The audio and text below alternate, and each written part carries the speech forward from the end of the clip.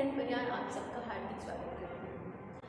आज मैं इस वीडियो के माध्यम से आपको बताना चाहूँगी कि हम शिक्षक के तौर पे कहीं इंटरव्यू के लिए जाते हैं तो कौन कौन सी पूर्व तैयारी करते हैं, या इंटरव्यू के जाने से पहले हमें कौन कौन सी बातों का ध्यान रखना होगा।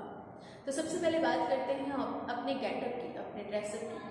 आप जो भी कपड़े पहने, साड़ी, सलवार सूट या जिस तरह के आप पर्सन हैं, अपने कंफर्टेबल के हिसाब से आप ड्रेसअप होके जाएँ। ज़्यादा हाई फाई ग्रुप में भी नहीं जाना है, सिंपल सोबर सामान्य तरीके से। दूसरी, चाल चलन के साथ भी आपको ध्यान रखना है अपनी भाषा का, अपनी लैंग्वेज का। अगर आप इंग्लिश मीडियम से हैं तो वहाँ पर आपकी लैंग्वेज इंग्लिश होनी चाहिए, फुल इंग्लिश होनी चाहिए। और अगर आप हिंदी मीडियम से हैं तो आप उसमें तोड़ मोड़ के इंग्लिश ना जोड़े, कोशिश कर सकते हो अगर आप कंफर्टेबल है तो, अन्यथा आप पूर्ण हिंदी में ही बात करें। आप ये ध्यान रखें जिस सब्जेक्ट के लिए जा रहे हो वो सब्जेक्ट आपका कौन सा है, और दूसरा उसमें आपकी कमांड होनी चाहिए।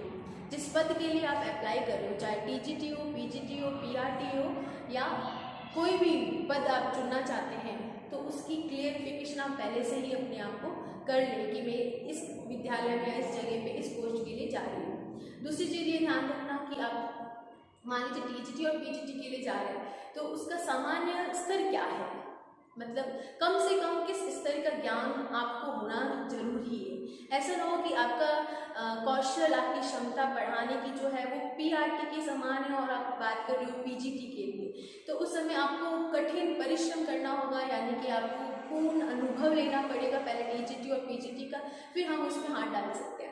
तो पहले पूर्ण अनुभव भी होना होगा, यानी हम कहें कि उसके लिए आपको पूर्व ज्ञान की तैयारी, पूर्व नॉलेज आपको ले लेनी है। किताबें पढ़कर, उसको समझकर, उसको लिखकर, हर तरीके से एक्सपीरियंस कर लेना है। ध्यान रहे इन चीज़ों को आप रट्टाफिकेशन के माध्यम से न पढ़ें, उसको समझकर, उसके उदाहरणों को जानकर, एक चीज़ को दूसरी चीज़ में कैसे बनाते हैं, उसका रूप कैसे होगा। तो अपने ज्ञान को विस्तृत रूप देने के लिए खुद से ही कई सवाल पूछिए। मान लीजिए एक टॉपिक आप तैयार कर रहे हो तो उसमें बहुत सारे सवाल उठते हैं, तो बहुत तरह के बच्चे होते हैं, वो अपने अपने आइडिया से अनेक क्वेश्चन कर सकते हैं, अनेक सवाल उठा सकते हैं। तो वो सवाल अपने आप से करो ताकि उनके आंसर कैसे भी प्रश्न बने तो दे पाओगे। दूसरी चीज़, एक तैयारी करें कि कोई भी एक टॉपिक आप अपनी तरफ से तैयार करके जाए, खाली हाथ नहीं जाना, खाली दिमाग लेकर नहीं जाना।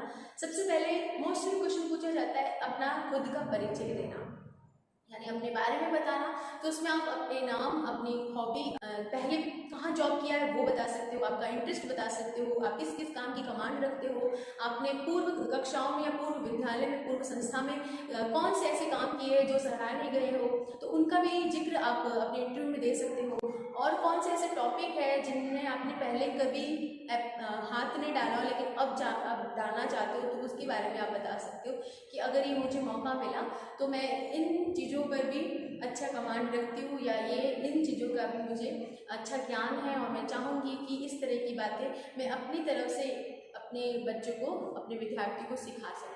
तो जो आपका नॉलेज है एक पेपर लेकर उसको बना डालो, फिर थोड़ा सा उसको बोलने की कोशिश करना ताकि आप सामने वाले को अपनी बात कैसे व्यक्त करते हो, किस टोन में, किस स्टाइल में, ये बता सको। दूसरी चीज़, जो आपने एक टॉपिक लिया है, मोस्टली आप ग्रामर का लेना।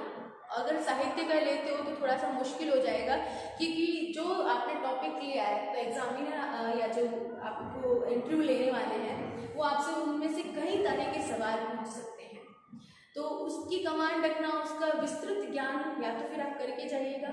और अन्यथा ग्रामर के टॉपिक लेके जाना, तो जिससे क्या होगा, इफेक्टिव भी होगा। कुछ उदाहरण देकर हम समझा सकते हैं, उदाहरण के साथ साथ में आप कोई चित्र भी बनाकर समझा सकते हैं। तो जरूरी नहीं चित्र बहुत हाई लेवल का हो, आप सामान्य से चित्र बना सकते हो। जैसे अगर आप बता रहे हो पिज़्ज़ा बनाने की बात करें तो पिज़्ज़ा के 4 टुकड़े होते हैं।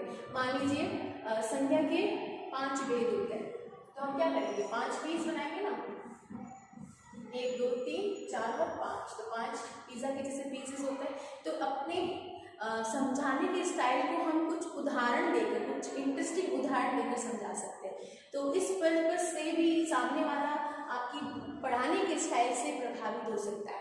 दूसरी चीज़, अगर परीक्षक जो भी आपका इंटरव्यू ले रहा है वो कोई एक टॉपिक देता है, उस पर आपको करना है, तो उस समय नर्वस नहीं होना है, बिल्कुल भी नर्वस नहीं होना है। अपने एक्सप्रेशन पे नर्वसनेस दिखनी ही नहीं चाहिए। अगर आपको वो टॉपिक नहीं भी आ रहा है, थोड़ा सा पॉज लो, उनसे आप कह सकते हो 2 मिनट दीजिए, और फिर उस पर थोड़ा सा आंतरिक रूप से मनन करो और आपको आ जाएगी, क्योंकि आपने पहले इसका अध्ययन किया ही है। हो सकता है सडनली उस मोमेंट पे आपको याद ना हो, लेकिन हम थोड़ा सा चिंतन करेंगे और हमें वो बात याद आ जाएगी।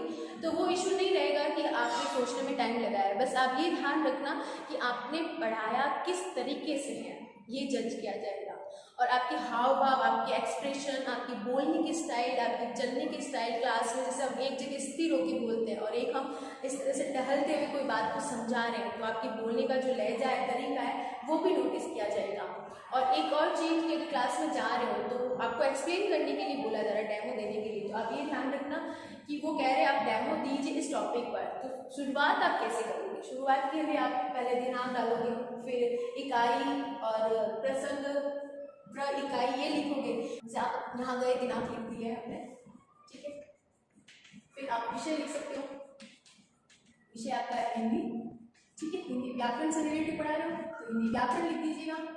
और अगर हिंदी कोई किताब से है, साहित्य से, तो वो लिख सकते हो। दूसरी चीज, आप इन सबको इकाई को नोट करने से पहले आप बच्चों को 5, 4, 3 कुछ ऐसे सवाल पूछेंगे जो इस शीर्षक इकाई से जुड़ा हुआ, यानी कुछ ऐसे प्रस्तावना प्रश्न करेंगे जिनसे वो टॉपिक का आंसर मिले। फिर जो अंत का प्रश्न होगा वो आपकी इकाई बन जाएगा। जैसे हमने क्वेश्चन 2-3 किए, लास्ट का आंसर जो मिला वही हमारी इकाई है। तो चलो बच्चों, आज हम इसके बारे में जानते हैं। तो आज हमारा पाठ का नाम होगा या अध्याय होगा, इसके बारे में आज हम अध्ययन करेंगे। तो जो अध्याय है वो हम यहाँ पर फिर लिख देंगे। फिर थर्ड नंबर पे आता है कि उसकी परिभाषा क्या है, यानी इसको हम क्या कहते हैं, उसको आप एक्सप्लेन करो। आप कोई भी उदाहरण दे सकते हो, वर्तमान का भी उदाहरण दे सकते हो, इस टॉपिक को किसी और लॉजिक से दे सकते हो जो बच्चों के व्यक्तिगत रूप से जुड़ा हो, ताकि ऐसे उदाहरण देने से हर कोई बच्चा आपकी बात को आसानी से समझ सकेगा। आप चित्र के अनुसार भी बता सकते हो, फिर उसके भेद, प्रकार, उप प्रकार या कुछ एक्सप्लेन उदाहरण वर्ड करके हम एक्सप्लेन कर सकते हैं। तो आपके बोलने का तरीका, आपके चलने का, आपकी लैंग्वेज और आप किस प्रकार से पढ़ा रहे हो वो तरीका भी देखा जाएगा। तो इन चीज़ों का ध्यान रखिएगा। और दूसरी चीज़ ये ध्यान रखना है आपको नर्वस बिल्कुल नहीं होना है, बिल्कुल भी नर्वस नहीं होना है। आपका मन का जो डर है, हेजिटेशन है, या कोई चीज़ की मन में कोई विचार गड़बड़ आ रहा है तो उन्हें वहीं स्टॉप करना है, ठीक है। कॉन्फिडेंस रखना है, ओवर कॉन्फिडेंस नहीं। जैसी बात पूछी जाए, अगर आप ऑनेस्ट हो उस बात का आंसर देने में तो आप तुरंत दे दीजिए, थोड़े रुक के दे सकते हो। लेकिन आप अगर उस बात का आंसर नहीं पता है फिर भी आप देने की कोशिश कर रहे हो तो आप खुद अपने आप को उलझा दोगे। आपने तुरंत ना नहीं बोला, आपने गलत आंसर दिया और कॉन्फिडेंटली गलत आंसर दे रहे हो, तो फिर उससे रिलेटिव आपको बार बार प्रश्न पूछे जाएंगे। फिर आपकी वो गलती पकड़ तो पहले ली है, लेकिन आपको रियलाइज कराई जाएगी कि आप वहाँ गलत थे। इसलिए गलती ना करें। अगर गलती हो जाती है तो तुरंत आप सहमत हो जाए कि हाँ ये मुझे नहीं आ रहा है, ऑनेस्टली अपना जवाब दे दें। ऑनेस्टली देने से भी आपके पॉइंट मिल सकते हैं। कई बार होता है कि हम उस चीज़ टॉपिक के बारे में बहुत सारे नॉलेज है, लेकिन एट प्रेजेंट में, एट मोमेंट में वो याद नहीं आ रहा है, तो उस समय ओवर एक्टिंग नहीं करनी है। आपको ऑनेस्टली कोशिश करना, याद आ जाए तो ठीक, और ऑनेस्टली जवाब देना कि अभी के लिए मैं थोड़ा सा भूल गई हूँ। तो इस तरीके से आप अपनी बात को रखेंगे तो सामने वाला आपके इन सभी व्यवहार से प्रभावित हो जाएगा और कुछ पॉइंट भी रख सकता है। तो मोस्टली आपकी कौन कौन सी बातें देखी जाएगी? आपके ड्रेसिंग सेंस और व्यवहार, चाल चलन, बोली, लैंग्वेज, कहने का स्टाइल, तरीका, पढ़ाने का तरीका, जो आपने टीचिंग स्किल यूज़ किए, आप चाहो तो इसकी पूर्व तैयारी की है तो इसके लिए आप मॉडल, चार्ट, कुछ भी पहले से प्री प्लानिंग से बनाकर ला सकते हो। आप उनको कह भी सकते हो कि मैंने ये प्रिपेयर किया, आप कहे तो मैं ये बेस करूँगी। अगर वो नहीं कहते हैं तो जो देते कॉन्फिडेंसली उसका आंसर आप देने की कोशिश करें। आप ध्यान रहे कि जिस सब्जेक्ट के लिए आप अप्लाई कर रहे हो उसकी पूर्व तैयारी पहले ही करके जाए। पूर्व तैयारी में कोई भी नोटिफिकेशन नहीं करना, क्योंकि आप एक एज ए टीचर हो, आप किसी अन्य बच्चों को सिखाने के लिए जा रहे हो, उनका भविष्य बनाने के लिए जा रहे हो, तब आप उससे पहले आप खुद अपना इम्प्रूव करोगे, हर चीज़ की नॉलेज होगी, तभी हर तरह के सवाल का जवाब आप दे सकते हो। तब आप उनके लिए विश्वास के पात्र कहलाओगे और एक अच्छे शिक्षक होने की योग्यता आप में दिख जाएगी।